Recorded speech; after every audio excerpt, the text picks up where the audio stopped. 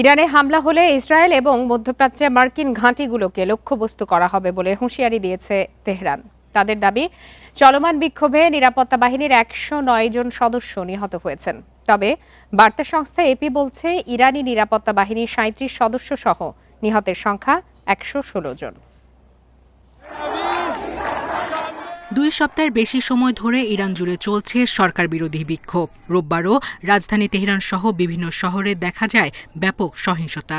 Phone line ও internet সংযোগ বিচ্ছিন্ন সহ নানা পদক্ষেপেও থামছে না প্রাণহানি।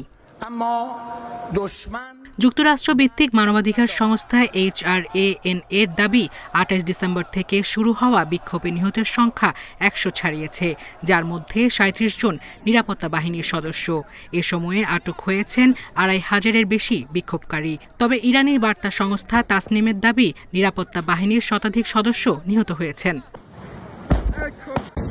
এদিকে যুক্তরাষ্ট্র ও ইসরায়েলের বিরুদ্ধে দাঙ্গা উস্কে দেওয়ার অভিযোগ এনেছেন ইরানের প্রেসিডেন্ট মাসুদ পেজেশকিয়ান।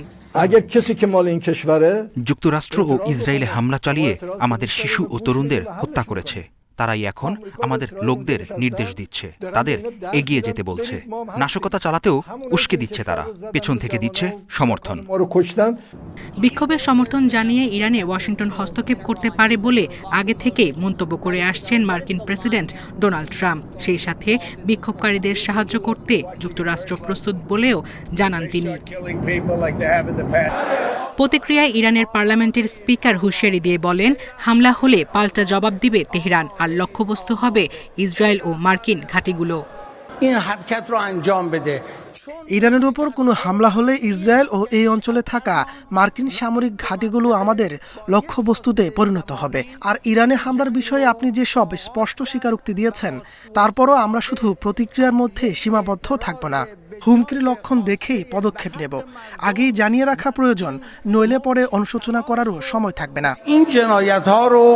তার মন্তব্য এমন সময় এলো যখন ইরানে সম্ভাব্য মার্কিন হস্তক্ষেপ নিয়ে সতর্ক অবস্থায় রয়েছে ইসরায়েল। সম্প্রতি নিরাপত্তা সংক্রান্ত বিষয়ে একাধিক বৈঠকও হয়েছে ইসরায়েলে।